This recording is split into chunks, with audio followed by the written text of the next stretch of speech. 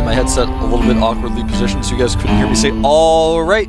But alright, we're back in the game. This is game 2 between our losers, InCa over here on the left. And on the right side, Hope Torture. This is the King of Kong's tournament. This is Group B. Right now, of course, like I mentioned, this is the losers match. Both these guys are 0-1 in this 4-player group. And InCa was able to take the last game, so he's up 1-0 against Hope Torture here. This is cross positions on Antigua Shipyard. Of course, considering this is the GSL version of the map, there are no gold bases. It's forced cross positions. It's a 4-player map still. You can spawn at any of the locations. But wherever you spawn, you know your opponent spawned catty corner to you, if you will. Cross positions, as it has been coined. Now, I'm curious to see what InCa's going to do here. We saw him go Nexus first last game. Was able to get ahead of Hope Torture.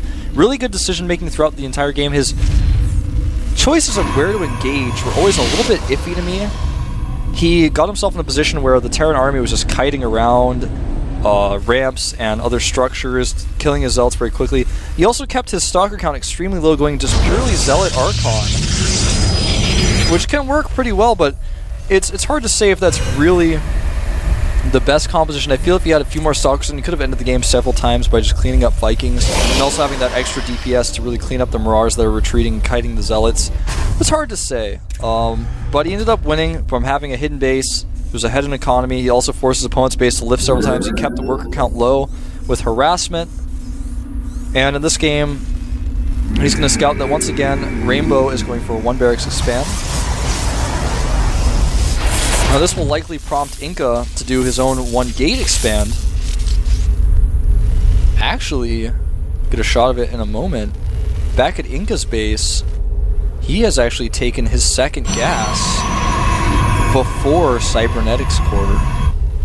Gas before core. That means InCa, he is called by many of his fans the Dark Knight. Maybe going for Dark Templar. It's entirely possible. Or, in very all-in Protoss fashion, this is actually the Korean way to all-in a Terran who's going for 1 barracks expand, is not to, unless you're genius, unless you're MVP genius, it's not to do a 5-gate all-in or to a 4-gate your opponent. The proper way, everyone will argue this, is to do a Blink Stalker all-in. What better way to showcase your micro? There's no better way. Showcase your micro, really outplay your opponent. His Marauders are going to be late. With good control, you can really Blink Stalker all in your opponent.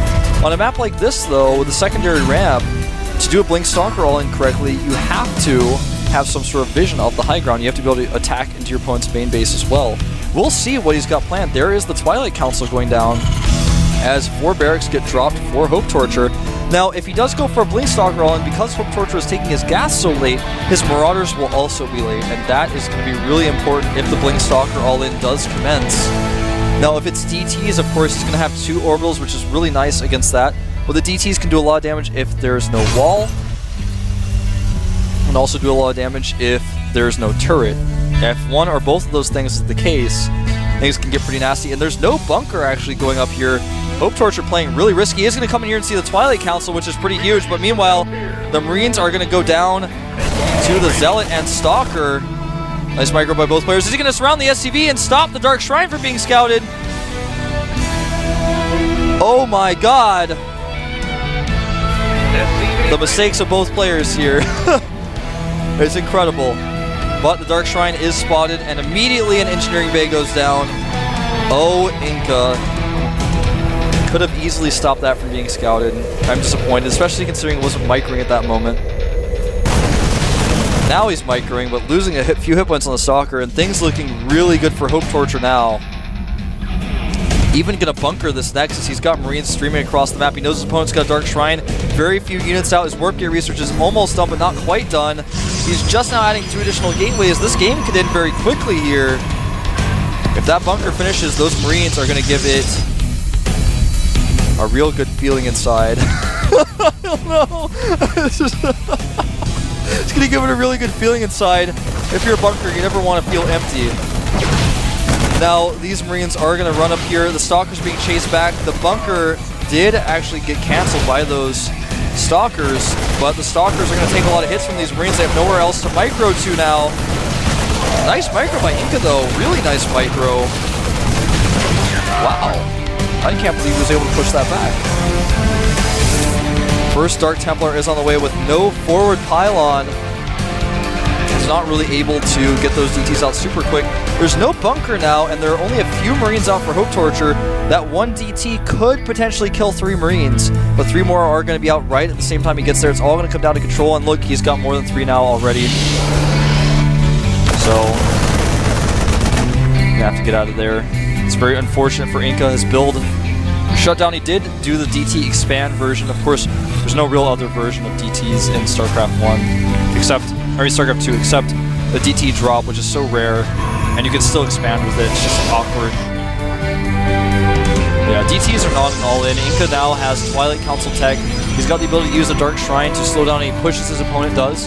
He can scout really well with them. He can take the Watchtower. He's even forcing bunkers now. Hope Torture's not really sure what's going on. It could be a fast Charge Zealot push. Mika going Blink first though. Not the most common to see with this DT expand. Sometimes you see Blink first, but usually you see Charge first, because you spent so much gas and all that tech, you have a hefty amount of Zealots. Now Reactor and Starport going down for Hope Torture is going to get those medevacs out very soon. 2 additional reactors, of course, going down on the barracks. InCa going up to 6 gateways here by the looks of things. Still really surprised he's going for that Blink tech. Now, a lot of people like to get Blink first because of medevacs. They say, well, if I have my Stalkers positioned in my main and I have Blink, I can defend drops pretty well, and if he decides to just attack me at the front without any drops, I can get my Stalkers back very quickly from the main. I like to have Blink first, but, you know, in this situation, I think Charge is okay. His opponent does have the quick Starport up behind this. He's going to scare his opponent to possibly making more bunkers here. Not doing the best job to stopping SCVs from scouting this game, as this SCV almost gets into scout. DT's still around though. Check up here at the composition. Sees no concussive shells. I'm not sure if setting up a forward pylon is really appropriate in this situation by InCa though. This is really appropriate if you can do a lot of damage to your opponent. For example, if your DTs did a lot of damage, this is a great follow-up. The 6 gateway afterwards, he doesn't have a lot of units, you put up Guardian Shield, you get charged and you go with this. It's great, but in this case he's got a lot of Stalkers. He does have Blink, but you know, it's not going to be easy to break up that. There's 2 bunkers, there's a lot of Mirars out, he's even in army supply, and actually even a little bit behind in army supply, so not a good choice to really commit to this, and he does decide to go back smartly, as this attack was going to less than work. Going to put some pressure on this factory though. Oh! Misclick! Close call there. For a moment there, I thought he was going to try to target down the detector and then blink back. Now, I like what InCa's done with this push, making the forward pylons a little bit overstepping his balance, but I like this pressure. His opponent's freaking out. He's not salvaged his bunkers. He's like, alright, what's InCa got planned? I don't know what to do. I'm going to get these medevacs out. I'm going to start dropping them soon, but until then, I'm not really sure. You know, he's doing a lot at my front, and maybe he's not taking the 3rd base. I got to be careful, but he does send these drops out, and he's going to find this 3rd base location. Not a lot of units nearby. The Nexus is not quite done. It's almost done. Will he force the cancel? Looks like the answer to that is no. Remember, Blink is done, so if he tries to blink into the pick up at the medevacs, he can blink on top of those. And he does pick up. Stalkers blink in, but there's not enough of them. Cleans up that drop quite well, though. Look at the supply, 114, 120 to 99. So InCa powering up a lot of gateways right now, but has not been able to use them as he's been teching the High Templar, getting 4 High Templar, getting Storm and Charge right now. It's a really nice time for Hope Torture to move out. He's got to do something about this 3rd base, as he doesn't even have a 3rd command center started. His armory is on the way, so he can get that +2 weapons very soon. The Watchtower does spot this push coming. He's got a Dark Templar to try to slow it down. A very scary moment for InCa here. He did get those gateways powered up. Like I said, he's been teching a lot. He's not at 1-1 yet. His opponent has +1 weapons for his infantry. InCa does have Charge, though. He's warping a lot of Zealots. He's got a few High Templar in the mix, but I'm not sure if he's going to have any Storms. Additional supply depot. It looks like the answer is yes, he does have a few Storms, but his Templar not in the right position here. Stalkers blink forward, anticipating the medevac pickup. And Hope Torture gets out of there with the majority of his units. He's still in a really nice spot. He's got so many more units rallying across the map as well. I really feel that he should back up here. Yeah, it backs up.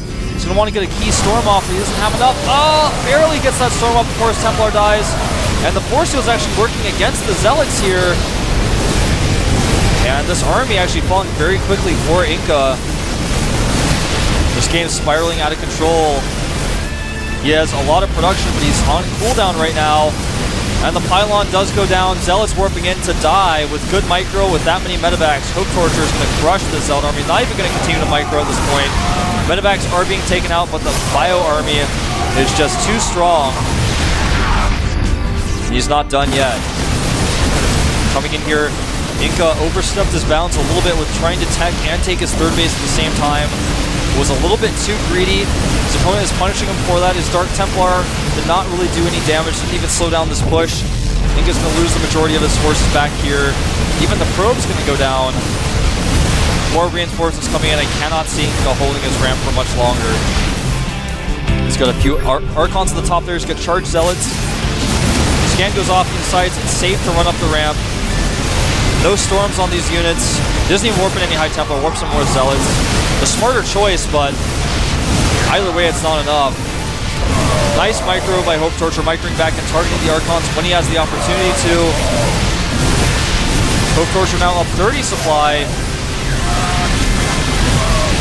And the last Archons barely staying alive, but there's more reinforcements on the way. The medevac's out here a little bit lonely. Not the best control there by Hope Torture. And the Archons do hold.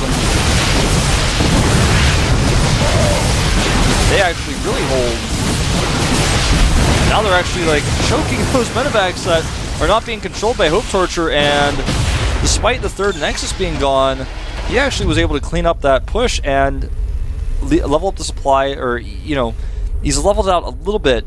The worker count 46 to 45 in InCa's favor. He's going to remake that third Nexus. The army count fairly even for both these players. A little bit ahead, actually, for InCa himself. But there's a third command center up for Hope Torture. If he can secure that third base, he's going to be in great shape. I believe there's a Dark Templar blocking the base, so he's going to have to use a scan to get that. And actually, no, it was a probe. There's a pylon dropped over there, which not only is going to slow us down, but also spots the drops with the Dark Templar. He's going to try to go and catch those. He doesn't really have a high stalker count to find them, though. And the pylon is not cancelled. Could have to take that out and then deal with the DT. Meanwhile, the Nexus almost complete for InCa. He's ready for those drops. The drops are just not coming, though. He knows they've been spotted. He still has to deal with the pylon, though. The thing that spotted his drops is still there. He's going to go over there and take it out, and the command center will land, actually putting them both around the same time for their mining expansions. InCa had his third up earlier, but it's had to be remade. And they're going to be remade around the same time. This Dark Templar is still lurking around. He's going to use that for harass. It's on hold position right now, so it's not going to do anything, but later it can come in and harass those DTs. InCa's still doing a good job trying to find those drops, so they're just not coming right now. I'd like to see him take the Watchtower. Looks like he is going to do that now with a really heavy Zealot force. And Hope Torture dropping down the missile turret just to be safe. And there's the Dark Templar going into the third base of Hope Torture. Let's see how many kills he can get. And the third base, he's had to scan. He's pulling his SCVs. That factory is pretty nice, but I wanted to see the Dark Templar, but it's fine. He's dead now. A huge push coming through here. And storms, will they be good? Pretty good storms, and you know what? Hope Torture, he may hold this, but he's going to lose a lot of units. More Archons being warped in here, and I have to say, InCa is really impressing me with his PvT here today. Taking a terrible situation and turning it out okay. The Archon's just doing so much damage. If I were InCa, I'd be getting +1 shields, not +1 armor with this type of build. And the SV is even going down to these Archons as well. Oh, the hits are beautiful. Even going to clean up some of this army with those Archons.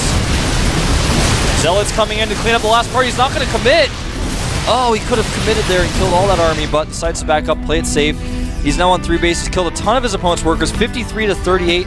A 15 Harvester lead. Robotic Support Bay is on the way. He's going to switch into Colossi from here. I thought InCa was dead. I was already telling you guys about why he lost. I was like, I don't know, guys. He played too greedy. He took his expansion at the same time. But those Archons, coupled with the fact that Hope Torture did nothing to micro his units against the Archons, nor did he save the medevacs in that initial engagement, allowed InCa to crawl back into this game. And with that beautifully placed storm that hit most of those units, the Archons were able to finish them off. And things are now looking pretty good for InCa. He's going to attack here again. He may have missed his window. Remember, he has a lot of storms. But if they're dodged, he only has Zealots really in this composition. A few Archons will join the mix after the storms as well, though.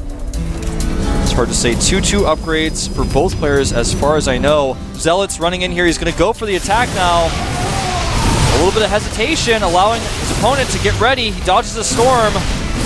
Eats one of his own storms a little bit. He's actually having to retreat all the way up to the top of his natural, though. InCa not stopping the battle. Another storm goes off, but again, he eats it. And the final storm going off on a lot of those units is actually at the natural now. He's not really engaging correctly. Oh, that storm was huge. That may be the last blow that InCa needs to really do some serious damage here. He's going to attack the third base location again with some Zealots and an Archon, as the main base has been defended. Nice mineral walk here. Oh! But when you mineral walk, SCVs stack up. Right now, the worker count 53 to 41. More High Templar and Zealots being warped in for InCa. He can't really retreat those units, though. He's got to be careful, though, of the flank. Hope Torch has got to be careful. He knows that if he tries to run into the main, that location there to clean up those units. By the way, he's fighting half of an army at one place. He does separate them. InCa tries to connect them. And a lot of these units out of position for InCa. He's going to try to run into the natural here. Not sure what that's really going to accomplish, but he will clean up a few of these units. But oh ho ho ho! Oh my God! Click on the Archon. 44 kills. That was about 20 kills in one shot there. Look at that. 53 to 20 workers. 50 workers killed total. Oh my God. Now InCa has already switched into Colossi. The Ghosts are out just in time for those. Which means that he's going to be very upset when he sees that he needs to start producing Vikings. The Archon count is not going to be concerned anymore, nor are the High Templar. These Ghosts are not going to be very useful against the Colossi. Range is almost done. He's also going to have +3 very soon, which means those Colossi are going to tear through this Bio Army like nobody's business. Again, the medevac count, a little extreme for Hope Torture. He's a little bit... He's got so many medevacs out that his army is at 76 supply, but a lot of that is in the 9 medevacs right now. So really good place for him to engage. Good EMPs though, and hesitation here allows his opponent to stim and perhaps take out a Colossus. Decides to back away. I think that's the better choice for Hope Torture right now. He's so far behind in economy. He's trying to do what he can with these 3 bases. Double Vikings coming out now, trying to deal with that Colossus switch. 3-3 is almost done. Remember, +3 armor also is applied twice to the Vikings. The Viking shot is 2 rockets. So that +3 is going to be really nice. The Vikings not upgraded at all. A 4th base going down at the center here for InCa. I like that choice of location because he's always got control of the watchtower right now. That pylon has still not been dealt with in the middle of the map. Looks like one unit is kind of considering taking it out. Nope, that was actually just Dark Templar, which did not succeed in sneaking by into the 3rd base, but this army is not going to sneak. It's going to go. Vikings in position here. A good EMP on all of those units. Stalker's blinking forward. This time he has them. And I think there's just way too many Zealots. InCa is going to take this 2nd game. And Hope Torture. Well played, but just could not keep up with his opponent. I think he relaxed after that battle. He thought, as I did, that the game's over. I've won in here. But actually, that's not the case. Did not micro his medevacs after lost too many units. GG. InCa says never give up, never surrender, even in the face of defeat. So, InCa will play now in the final match. He's going to try to get out of this group. He'll, of course, be playing against July. We'll see who can come out on top, who will advance. Will it be InCa or will it be July? Don't go anywhere. We're going to have a quick 5-minute break. I'll see you when we get back. Don't forget to follow me on Twitter at ProxyWolf. And of course, more importantly, follow GOMTV. See you guys in a few minutes.